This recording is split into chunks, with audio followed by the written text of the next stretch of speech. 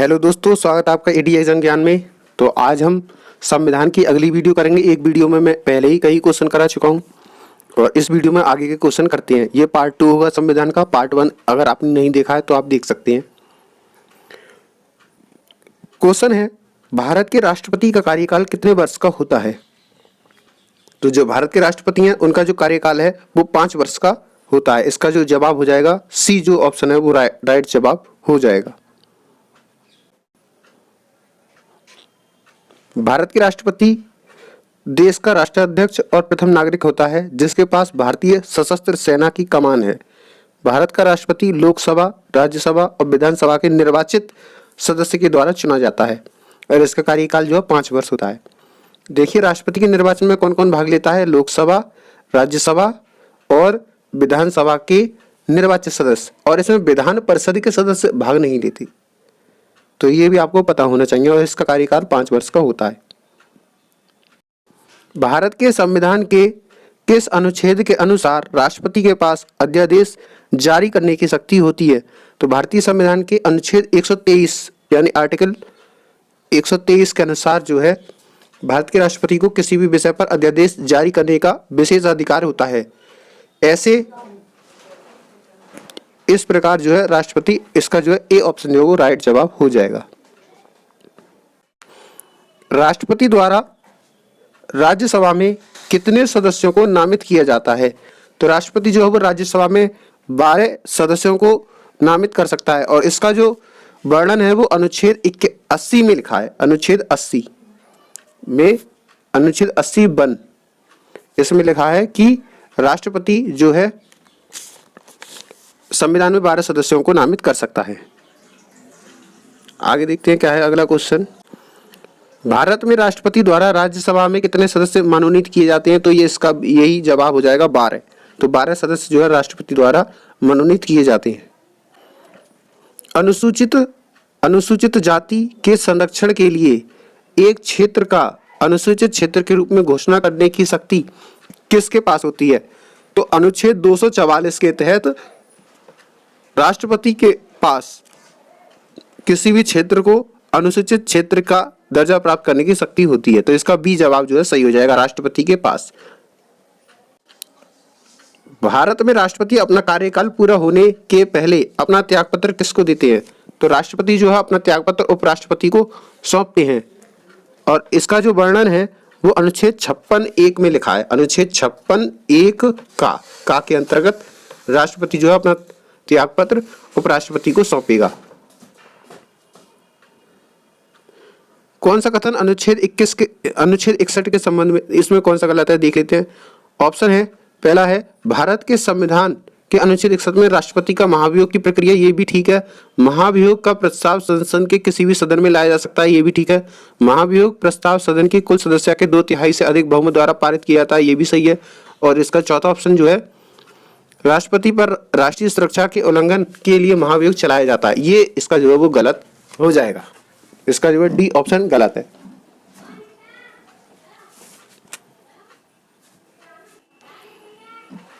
किस भारतीय राष्ट्रपति ने आयरिश स्वतंत्रता संग्राम में भाग लिया और इसके लिए जेल भी गए? तो ऐसे कौन से राष्ट्रपति थे? तो ये जो राष्ट्रपति हैं बीबी गिरी ऐसे राष्ट्रपति थे जिन्होंने आयरिश स्वतंत्रता संग्राम में भाग लिया और जेल भी गए थे। देखिए, बीबी गिरी ने सन 1913 में डबलिन यूनिवर्सिटी में वकालत की पढ़ाई की थी, जहां पर 1916 में उन्होंने आयरलैंड के सीन फीन आंदोलन में सक्रिय रूप से भाग लिया, जो आयरलैंड की आज़ादी और श्रमिकों का आंदोलन था।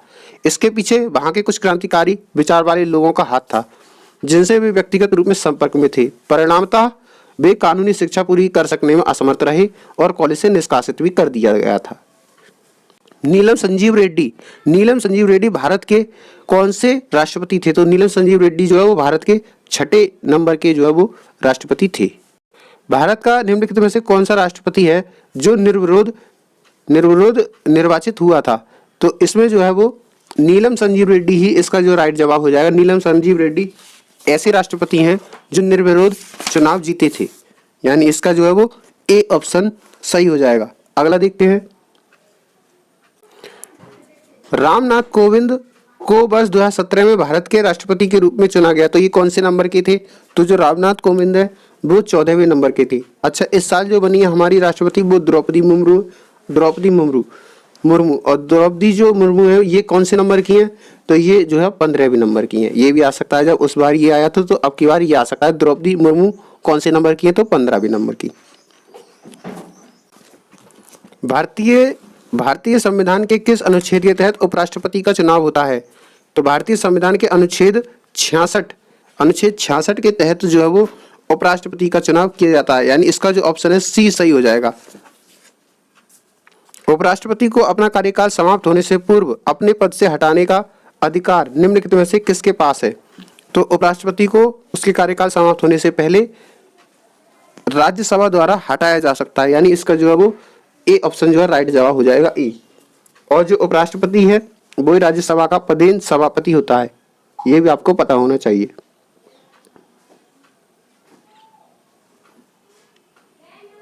भारत के राष्ट्रपति द्वारा चरित्र को बदले बिना सजा को कम करना अनुच्छेद 72 को क्या कहा जाता है? तो चरित्र को बदले बिना सजा को कम करने की प्रक्रिया को हम परिहार कहते हैं। तो इसका जो आंसर इसमें तो कोई सा नहीं है, तो ये वाला क्वेश्चन गलत था। तो इसका जो राइट जवाब होता है उसे कहते हैं परिहार। परिहार जो है उसका राइट जवाब होता अगर होता ऑप्शन में। तो मृत्युदंड के मामले में क्षमा देने का अधिकार किसे है? तो मृत्युदंड के मामले में जो क्षमा देने का अधिकार है वो केवल राष्ट्रपति को दिया गया है और अनुच्छेद 72 के तहत ये प्रावधान किया गया है। अनुच्छेद 72 में लिखा गया है कि जो राष्ट्रपति हैं वो किसी अपराध के लिए दोषी ठहराए गए किसी भी व्यक्ति को दंड में उसका क्षमा कर सकते हैं और प्रविलंबन, विराम, परिहार और लघुकरण इसमें से कुछ भी कर सकते हैं। तो ये सब राष्ट्रपति के ऊपर डिपेंड करता है। अगस्त 2018 से राज्यसभा के अध्यक्ष कौन है? तो राज्यसभा के अध्यक्ष जो होते हैं वो उपराष्ट्रपति होते हैं। और उस समय 2018 की बात ये कहता है तो 2018 में एम वेंकैया नायडू थे। लेकिन अगर आज आ जाए, आज आपकी यूपी में आ जाए तो आज जो है वो जगदीप धनखड़ जो है इसका जो राइट जवाब होगा आज के हिसाब से। लेकिन उस समय आया था 2018 में तो इसका जो है वेंकैया नायडू थे।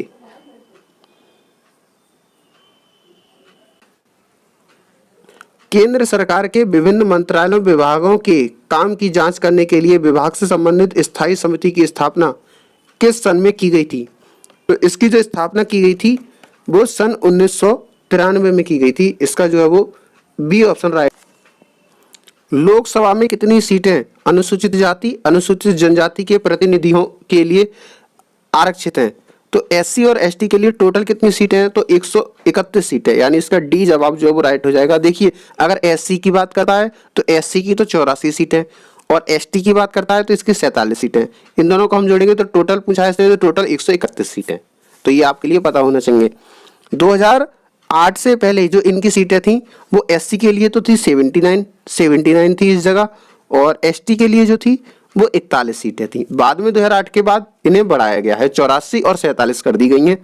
तो ये इसका जो है वो डी जवाब हो जाएगा। भारत विश्व का विशालतम लोकतांत्रिक प्रजातंत्र है। इसकी प्रथम लोकसभा कब आयोजित की गई थी? तो जो इसकी प्रथम लोकसभा है वो इसका जो राइट जवाब है 13 मई 1952 को पहली लोकसभा जो है इसकी प्रथम बैठक हुई थी। और अगर पूछ लेता है कि प्रथम लोकसभा कब अस्तित्व में आई थी तो 17 अप्रैल उसका राइट जवाब होता है, 17 अप्रैल। लेकिन इसने कहा है पहली आयोजित कब की गई थी या पहली कब बैठक हुई थी तो 13 मई इसका राइट जवाब है। लोकसभा में सदस्यों द्वारा निजी विधेयक को पेश करने की सूचना की अवधि क्या है? तो निजी विधेयक को पेश करने की जो अवधि होती है वो 1 माह होती है। यानी इसका ए जवाब जो है वो सही हो जाएगा, 1 माह। भारतीय संसद में मंत्रिमंडल के विरुद्ध अविश्वास प्रस्ताव पेश करने के लिए न्यूनतम कितने सांसदों का समर्थन होने की आवश्यकता है? तो अविश्वास प्रस्ताव आने के लिए 50 सांसद का जो है वो समर्थन होना चाहिए। लोकसभा में मतदान करते समय टाई की स्थिति में किसके पास वोट डालने का अधिकार होता है तो वोट कौन डाल सकता है?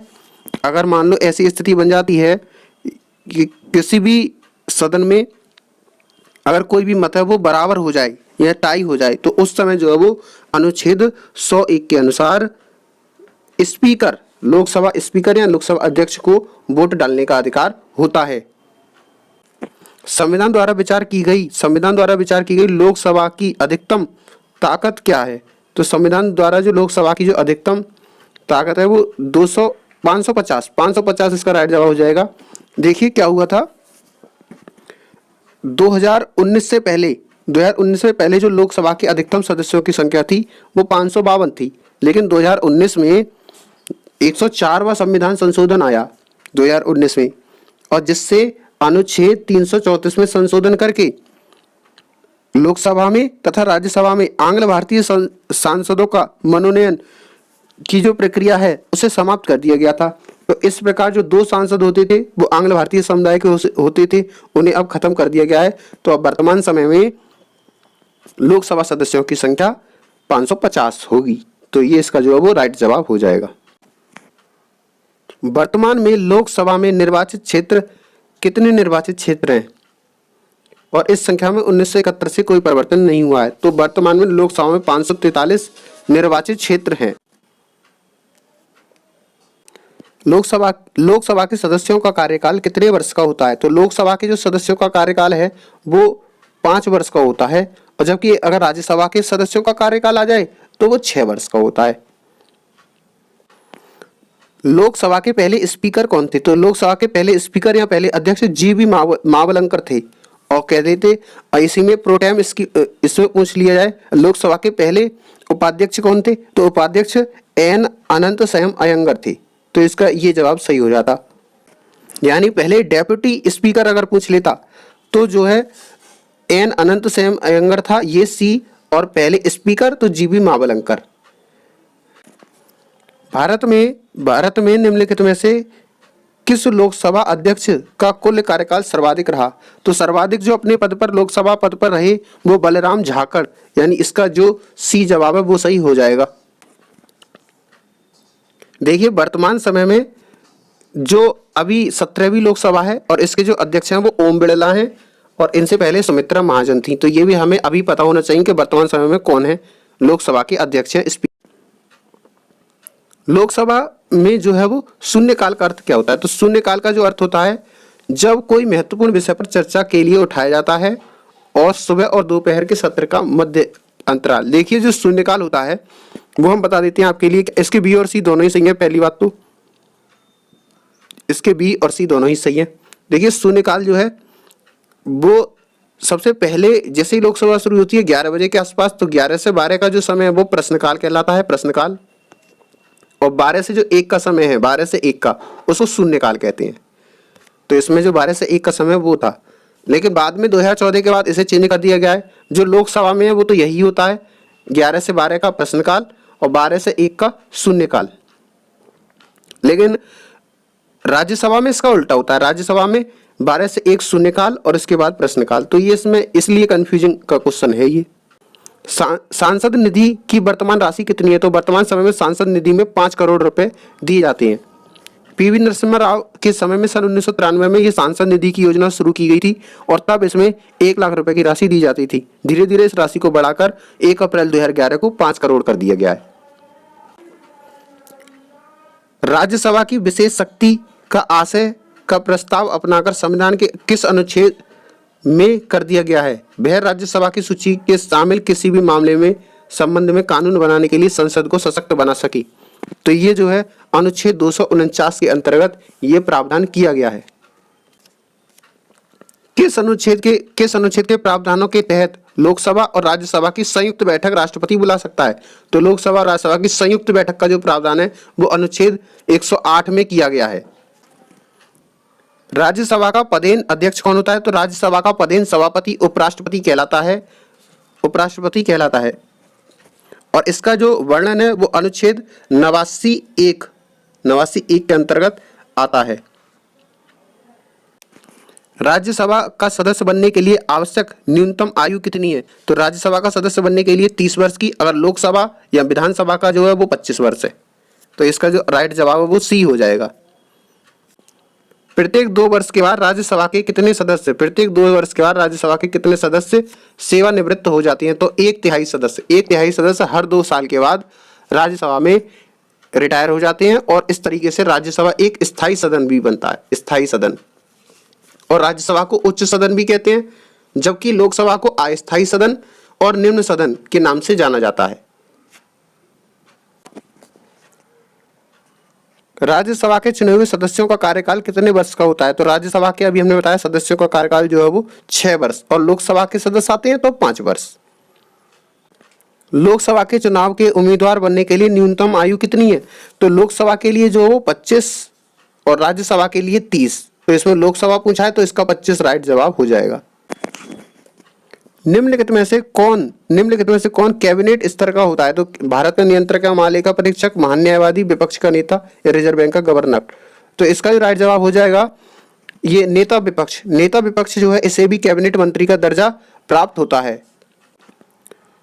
अगला है राज्यसभा में कितनी सीटें उत्तर प्रदेश से? तो उत्तर प्रदेश से 31 सीटें जो है वो राज्यसभा। उत्तर प्रदेश से कितनी सीटें लोकसभा के संसदीय क्षेत्र में? तो 80 सीटें इसमें जो है वो लोकसभा में। भारत के संविधान के अनुसार लोकसभा के सदस्यों की अधिकतम संख्या कितनी होती है? तो अभी हमने बताया था पहले 552 हुआ करती थी, पहले 552 2019 से पहले, उसके बाद 104वां संविधान संशोधन हुआ 2019 में। और जिस तरीके से अब इनकी सदस्यों की संख्या 550 हो गई है, इसमें 2 एंग्लो इंडियन का जो पद है वो समाप्त कर दिया गया है। राज्यसभा के मनोनीत सदस्यों की कुल संख्या कितनी है? राज्यसभा के जो मनोनीत सदस्य हैं उनकी जो संख्या होती है 12 होती है, यानी इसका जो है वो डी ऑप्शन जो है वो सही हो जाएगा। डी ऑप्शन, ये डी ऑप्शन इसका राइट जवाब है।